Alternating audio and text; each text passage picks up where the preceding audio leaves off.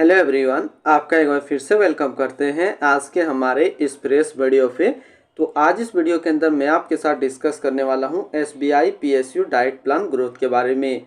इसमें मैं आपसे डिस्कस करूंगा कि ये जो म्यूचुअल फंड है इसने पिछले 1 साल, 3 साल, 5 साल या फिर एनुअल रिटर्न क्या दिया है, आज के डेट में इसका एक एनएवी का प्राइस क्या है, ये कितनी स्टार रेटिंग म्यूचुअल फंड है, इसमें आप मिनिमम एसआईपी अमाउंट क्या लगा सकते हैं और इसका फंड साइज क्या है। साथ ही साथ मैं आपसे डिस्कस करूंगा इसके अंदर कौन कौन सा स्टॉक लिस्टेड है और अगर आप इस म्यूचुअल फंड में कुछ पैसा जमा किए होते हैं तो पिछले 1 साल, 3 साल, 5 साल के अंदर आपको क्या रिटर्न देखने को मिलता। और लास्ट में मैं आपसे डिस्कस करूंगा कि क्या हमें SBI PSU diet plan growth के अंदर इन्वेस्टमेंट करना चाहिए या फिर नहीं करना चाहिए। अगर आपने ऑलरेडी इन्वेस्ट किया है तो आगे आप अपना एसआईपी या फिर लमसम के साथ क्या करेंगे। जैसे कि बात करते हैं SBI PSU diet plan growth, ये एक इक्विटी म्यूचुअल फंड है जो कि सिलेक्ट्रिकल या फिर थीमेटिक कैटेगरी के अंदर आता है और ये काफ़ी हाई रिस्क म्यूचुअल फंड है। इसने जो पिछले 1 साल में रिटर्न दिया है वो 91.70% का रिटर्न है। 3 साल के रिटर्न की बात करते हैं तो 3 साल में 41.76% का रिटर्न है। 5 साल के रिटर्न की बात करते हैं तो 5 साल में 27.71% का रिटर्न है और अगर एनुअल रिटर्न की इनकी बात करें तो एनुअल रिटर्न है 13.54% का। ध्यान देंगे अभी जो भी रिटर्न मैंने आपके साथ डिस्कस किया 1 साल का, 3 साल का, 5 साल का, ये इनका वन टाइम का रिटर्न है। अगर आप एक बार में लमसम किए होते कुछ वैसा तो फिर ये रिटर्न आपको देखने को मिलता। अगर आप एसआईपी के थ्रू इन्वेस्टमेंट करेंगे तो रिटर्न आपको कुछ और मिल सकता है। तो क्या रिटर्न मिलेगा इसी वीडियो के अंदर मैं आपके साथ डिस्कस करूंगा। अब हम लोग एनएवी के ऊपर बात करते हैं तो आज के डेट में इसका एक एनएवी का प्राइस है 36 रुपया 62 पैसा। रेटिंग की बात करें तो अभी इसको किसी प्रकार का रेटिंग नहीं मिला हुआ है। इसमें आप मिनिमम एसआईपी अमाउंट 500 रुपये लगा सकते हैं और इसका फंड साइज है 3694 करोड़ का।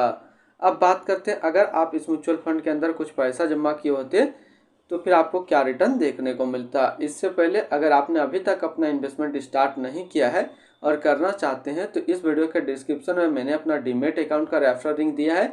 अगर आप मेरे रेफरल लिंक से ज्वाइन करेंगे तो कुछ रिवार्ड्स आपको देखने को मिलेगा और आपको अकाउंट ओपनिंग या फिर अकाउंट मेंटेनेंस का कोई भी चार्ज नहीं देना होगा। बात करते हैं अगर आप इस म्यूचुअल फंड में 5000 रुपया पर मंथ जमा किए होते तो 1 साल में आपका पैसा जमा होता 60,000, आपको मिलता 80,216 रुपया, यानी कि 1 साल में करीब आपको 33% के आसपास रिटर्न देखने को मिलता। 3 साल की बात करें तो 3 साल में आपका पैसा जमा होता 1,80,000, आपको मिलता 3,70,508 रुपया, यानी कि एसआईपी के थ्रू करीब 3 साल में आपको 105% के आसपास रिटर्न देखने को मिलता। और बात करें 5 साल में तो 5 साल में आपका पैसा जमा होता 3 लाख, आपको मिलता 8,13,618 रुपया, यानी कि 5 साल में एसआईपी के थ्रू आपको करीब 171% के आसपास रिटर्न देखने को मिलता। अब हम बात करते हैं अगर आप इस म्यूचुअल फंड में एक बार में 1 लाख रुपए जमा किए होते तो 1 साल में आपका 1 लाख रुपया 1,91,700 होता। 3 साल में आपका 1 लाख रुपया 2,84,879 रुपया होता और 5 साल में आपका 1 लाख रुपया 3,39,723 रुपया होता।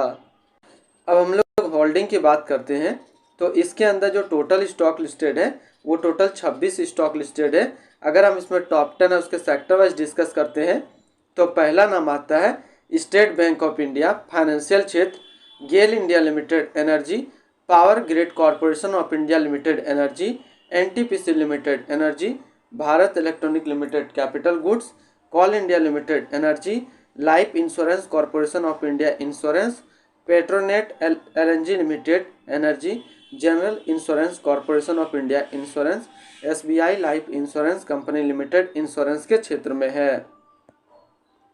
अगर हम लोग इसकी होल्डिंग एनालिसिस को देखें तो इक्विटी पे है 91.5% और कैश पे है 8.5%। अब इस इक्विटी को अगर सेक्टर वाइज देखते हैं तो एनर्जी पे है 42.2, फाइनेंशियल पे 23.8, इंश्योरेंस पे 10.5, कैपिटल गुड्स पे 10.1, मेटल एंड माइनिंग पे 9.2 और अदर्स पे है 4.3%। इसके एडवांस रेशियो की अगर बात करें तो इसका प्राइस टू अर्निंग रेशियो 13.25 और पीवी रेशियो है 2.31। अगर आप इस म्यूचुअल फंड के अंदर अपना पैसा इन्वेस्ट करना चाह रहे हैं तो फिर मिनिमम लमसम आपको 5,000 रुपये का करना होगा और अगर एसआईपी की बात करते हैं तो मिनिमम एसआईपी इसमें 500 रुपये का सेट किया गया है।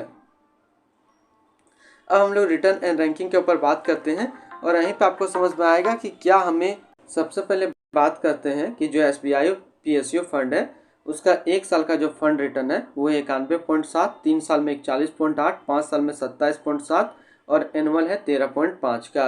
वहीं पे इस कैटेगरी का जो एवरेज रिटर्न रहता है यानी कि इक्विटी, सिलेक्ट्रिकल या फिर थीमेटिक कैटेगरी का म्यूचुअल फंड का 1 साल में 93.1, 3 साल में 43.7, 5 साल में 29.6 का है। और रिटर्न की कैटेगरी पे भी देखेंगे तो ये म्यूचुअल फंड टॉप 5 में अपना जगह कंप्लीट बना रहा है 1 साल, 3 साल या फिर 5 साल में। तो अगर आप एक इक्विटी, सिलेक्ट्रिकल या फिर थीमेटिक कैटेगरी के म्यूचुअल फंड को ढूंढ रहे हैं और वो भी लॉन्ग टर्म के लिए, तो फिर ये आपके लिए अच्छा विकल्प है, आप इसके अंदर अपना इन्वेस्टमेंट कर सकते हैं। अब हम लोग इनकी एक्सपेंस रेशियो की बात करते हैं तो इनका जो एक्सपेंस रेशियो है वो है 0.75% का। एग्जिट लोड की बात करते हैं, अगर आप इन्वेस्ट किया हुआ पैसा 30 दिनों के अंदर निकालेंगे तो फिर आपको 0.50% का एग्जिट लोड देना होगा। और स्टम्प ड्यूटी की बात करें तो स्टम्प ड्यूटी है 0.005%। अब हम लोग टैक्स इम्प्लानेशन की बात करते हैं, अगर आप इन्वेस्ट किया हुआ पैसा 1 साल के अंदर निकालेंगे तो जो भी आपका रिटर्न होगा उस पर 15% का आपको टैक्स पे करना पड़ेगा। अगर आप 1 साल के बाद इससे पैसा निकालते हैं और अगर आपका 1 साल में 1 लाख प्लस का रिटर्न बनता है तो फिर आपको 10% का यहाँ आपको टैक्स पे करना पड़ेगा। अब हम लोग बात कर लेते हैं इसकी fund house and investment objects को। तो SBI mutual fund total assist में इंडिया पे नंबर 1 पे रैंक करता है। इसका टोटल असिस्ट अंडर मैनेजमेंट है 10,37,900 करोड़ का। बात करते हैं SBI PSU direct plan growth, ये एक इक्विटी म्यूचुअल फंड है जो कि लॉन्च किया गया है SBI म्यूचुअल फंड की तरफ से। रिचार्ड डिसूजा अभी इस फंड का करंट फंड मैनेजर है। इस फंड का करंटली असिस्ट अंडर मैनेजमेंट है 10,37,900 करोड़ का और लेटेस्ट ने भी है 36 रुपया 62 पैसा। बात करते हैं SBI PSU direct plan growth, ये एक काफ़ी हाई रिस्क म्यूचुअल फंड है। इसमें मिनिमम SIP अमाउंट 500 रुपये का सेट किया गया है और मिनिमम लमसम 5,000 रुपये का सेट किया गया है। अगर आप इन्वेस्ट किया हुआ पैसा 30 दिनों के अंदर निकालेंगे तो फिर आपको 0.50% का एग्जिट लोड देना होगा। और इसकी फंड बेंचमार्क की अगर बात करते हैं तो इसका फंड बेंचमार्क है BSE PSU total return index. तो जैसे कि आज मैंने इस वीडियो के अंदर आपके साथ डिस्कस किया SBI PSU फंड के बारे में, तो इस फंड में वही पैसा लगा सकते हैं जो कि लॉन्ग टर्म के लिए देख रहे हैं। अगर आप सोच रहे हैं कि आज का रिटर्न के देख करके हम 1 साल के अंदर अपना पैसा इसे निकाल लेंगे, आज लगाते हैं, तो फिर उतना प्रॉफिट आपको नज़र नहीं आएगा। अगर आप लॉन्ग टर्म इसको होल्ड करेंगे तो आगे चल करके आपको काफ़ी अच्छा इससे रिटर्न देखने को मिल सकता है। इसके अलावा 2 और PSU फंड है जिसका ऑलरेडी हमने अपने यूट्यूब चैनल पर वीडियो बनाया है। एक तो है आदित्य बिरला सन लाइफ PSU फंड एंड दूसरा है इन्वेक्सो इंडिया PSU फंड। तो SBI PSU के अलावा आप ये 2 म्यूचुअल फंड्स को और भी ट्राई कर सकते हैं। तो फिर मिलते हैं हम लोग नेक्स्ट को इस तरीके का वीडियो की अच्छी जानकारी को लेकर के।